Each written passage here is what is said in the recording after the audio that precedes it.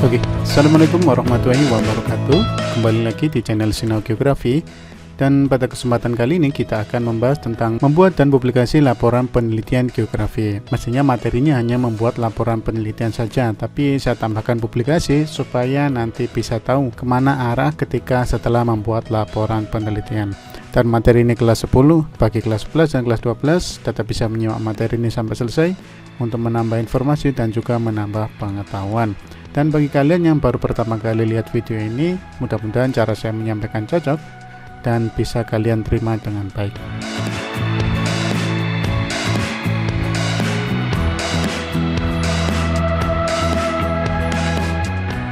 Oke, kita lanjutkan materinya. Untuk pembuatan laporan penelitian sebenarnya ada beberapa susunan. Jadi orang membuat laporan itu ada laporannya yang sangat detail, ada yang laporannya sederhana. Dan untuk laporan yang sifatnya sederhana itu terdiri dari 3 bagian. Bagian yang pertama adalah bagian pendahuluan, kemudian isi, dan bagian penutup.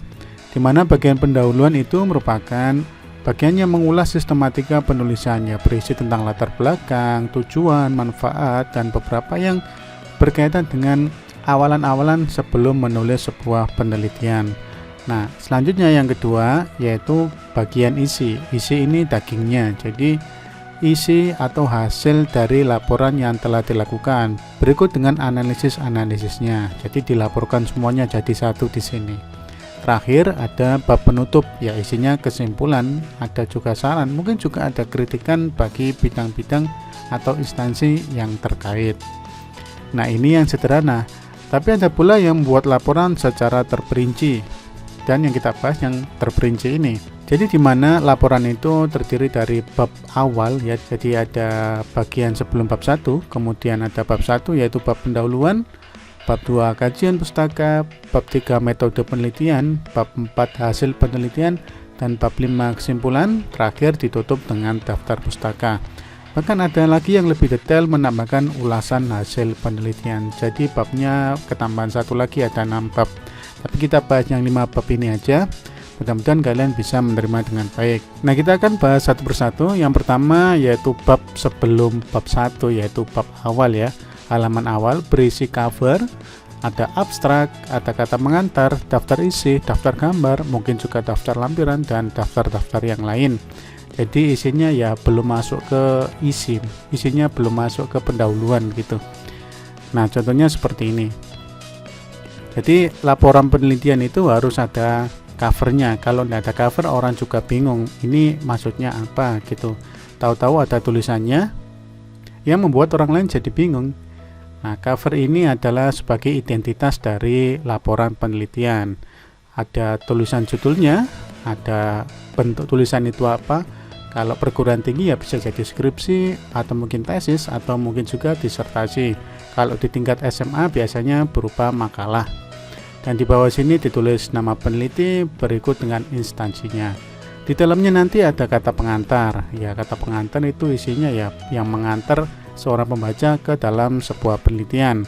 Selanjutnya ada abstrak. Abstrak ini adalah gambaran dari sebuah penelitian mulai dari permasalahan, populasi sampai ke hasil penelitiannya.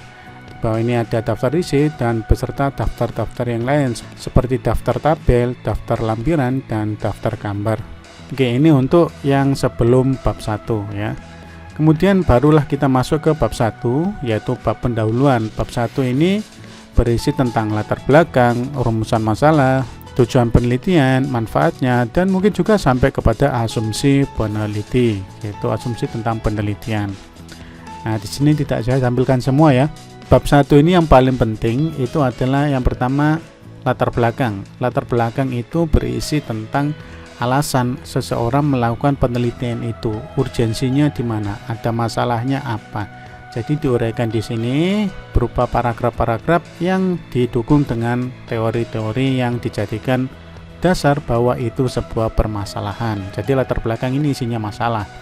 Kemudian dilanjutkan ke rumusan masalah. Rumusan masalah seperti yang kita bahas kemarin, isinya adalah daftar pertanyaan. Jadi ada pertanyaan-pertanyaan yang harus dijawab melalui penelitian. Selanjutnya ada tujuan dan terakhir dari manfaat penelitian itu apa, ditulis di bab 1.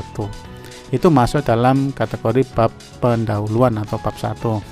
Setelah bab 1 selesai, maka kalian harus menulis lagi bab 2. Bab 2 itu adalah kajian pustaka.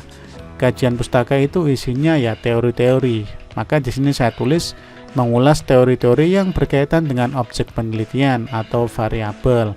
Contoh misalkan di sini saya menulis tentang kemacetan lalu lintas. Jadi masalahnya kan macet. Maka saya bahas tentang kemacetan lalu lintas, kemudian faktor-faktor yang mempengaruhi kemacetan. Contoh di sini ada lebar jalan. Kalau kemarin kita membahas tentang pengaruh pembukaan lahan, ya berarti di sini saya uraikan tentang pembukaan lahan, kualitas tanah, degradasi lahan dan sebagainya yang berkaitan dengan variabel penelitian.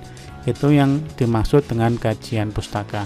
Jadi isinya uraian-uraian teori atau pembahasan teori yang mendukung kepada variabel penelitian. Itu masuk bab 2. Jadi ini lumayan banyak referensi bacaan yang harus dicari. Masuk ke bab 3, ini yang gak kalah penting, yaitu bab metode penelitian.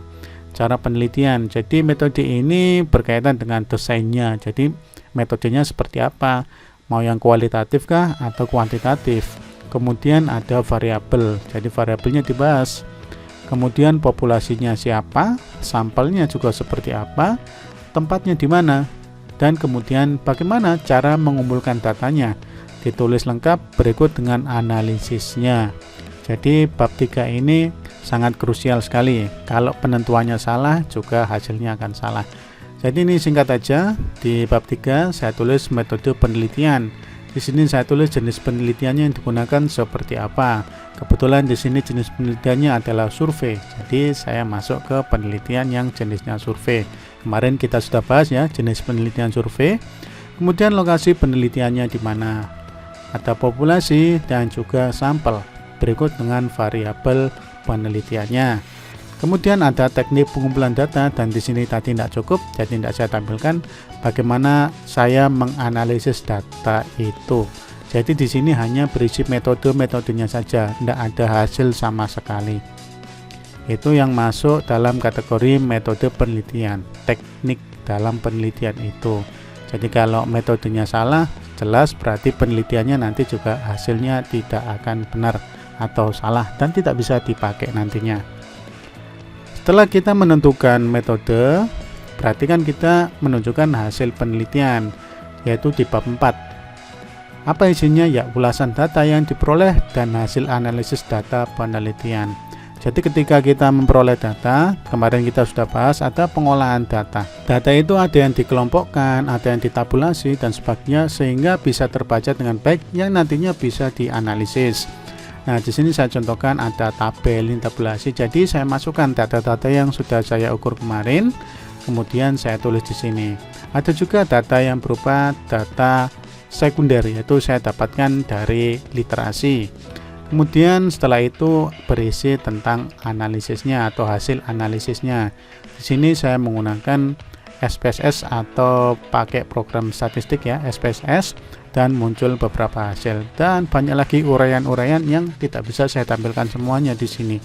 Intinya di bab 4 ini peneliti harus menyampaikan hasilnya semuanya secara gamblang, baik dari data, cara menganalisis sampai kepada hasilnya. Jadi poin yang tidak bisa di-copy atau dilihat orang lain ya, penelitian orang lain itu ya di bab 4 ini. Kenapa? Karena ini tidak akan pernah sama dari seorang peneliti dengan peneliti yang lain. Nah, itu untuk bab 4 mengenai hasil penelitian dan juga pembahasannya bagaimana. Terakhir di bab 5, ya di babnya yang terakhir tapi nanti akan ada daftar pustaka. Setelah kita menulis hasilnya yang sangat banyak itu berlembar-lembar, kemudian kita berusaha untuk menyimpulkan masuk ke dalam bab 5. Bab 5 isinya kesimpulan. Apa ya isinya? Simpulan hasil penelitian, atau mungkin juga ada saran, atau bahkan bisa sampai kritik, tapi jarang ya, biasanya hanya sampai ke hasil simpulan dan juga saran saja. Sarannya untuk instansi terkait yang berkaitan dengan bidang penelitian itu. Nah, biasanya kalau kesimpulan itu isinya hanya 2 lembar atau maksimal 3 lembar, itu sudah sangat banyak sekali. Di sini ada dua model penelitian, tapi ini yang bukan ini masih penelitian pendidikan, ini yang geografi ya. Jadi ada simpulan hasil penelitiannya seperti apa, ditulis per poin. Bisa dari hasil analisis statistiknya, bebas yang mana, yang penting ketika orang membaca hasil penelitian ini, orang bisa mengetahui dari awal judul atau di cover itu tertulis apa dan muncul di sini hasilnya seperti apa. Berarti sangat simpel dong ya. Kalau dalam penelitian itu kesimpulannya ya tidak terlalu banyak, justru yang banyak itu dibahas di bab 4, yaitu hasil penelitian, pengolahan data sampai kepada analisis datanya dibahas secara rinci. Jadi bab 5 ini isinya ya mungkin 1 sampai 2 lembar saja. Kemudian di sini ada saran bagi instansi atau lembaga-lembaga terkait. Itu masuk dalam bab 5. Jadi mudah-mudahan kalian paham ya. Setelah bab 5 berarti apakah selesai? Selesai untuk penulisannya. Tapi bagaimana dengan sumber rujukannya? Nah, di sini yaitu ada daftar pustaka, atau mungkin ada yang bilang daftar rujukan gitu ya. Tapi saya biasanya nulisnya pakai daftar pustaka. Daftar pustaka itu apa? Ya isinya buku atau jurnal atau ya sumber-sumber yang kita pakai dalam penulisan penelitian ini. Misalkan di sini miliknya Adrian, atau mungkin di sini bukunya orang luar, bukunya orang Indonesia sendiri, tulis semua. Selama teori-teori yang ada di dalam buku dan kemudian kalian masukkan dalam penelitian kalian atau kalian jadikan dasar dalam penelitian itu, maka wajib hukumnya dimasukkan ke dalam daftar pustaka. Maka ketika seorang peneliti rujukannya sangat banyak, daftar pustaka ini bisa berisi sampai 3-4 lembar. Jadi banyak sekali. Tapi kalau rujukannya sedikit, ya mungkin tidak sampai 1 lembar. Justru yang rujukannya sedikit itu patut dipertanyakan untuk penelitiannya, apakah secara sains itu sudah kuat. Karena riset itu adalah scientific. Kita harus berdasarkan teori-teori yang sudah ada. Oke, itu untuk daftar pustaka ya. Kalian juga bisa lihat daftar pustaka ini dalam buku atau kitab geografi kalian atau kitab-kitab yang lain. Pasti di bagian paling belakang sendiri ada tulisannya daftar pustaka. Nah, itu adalah sumber-sumber buku yang dipakai untuk menulis buku itu. Begitu juga dalam penelitian, ada daftar pustaka atau daftar rujukannya. Nah, setelah itu jadi kan kalian bisa print dan cetak, jadilah laporan penelitian. Nah, apakah laporan penelitian setelah dicetak dan dijilid itu sudah jadi atau sudah selesai, sudah final? Belum. Jadi hasil penelitian itu apakah kita pakai sendiri?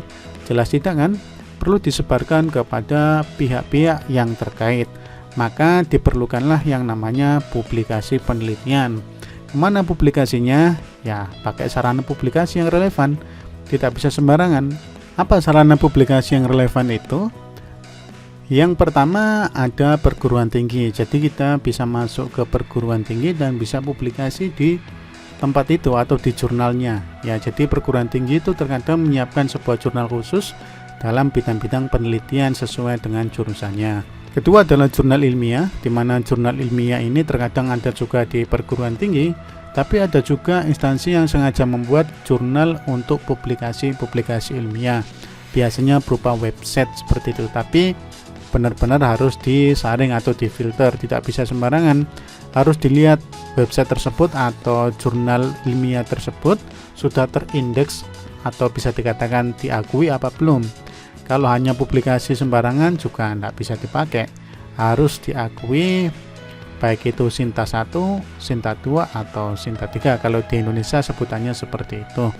Ibaratnya kalau sekolah itu akreditasinya, dia akreditasinya A, B, C. Kalau sudah akreditasi A kan berarti sudah bisa dikatakan baik.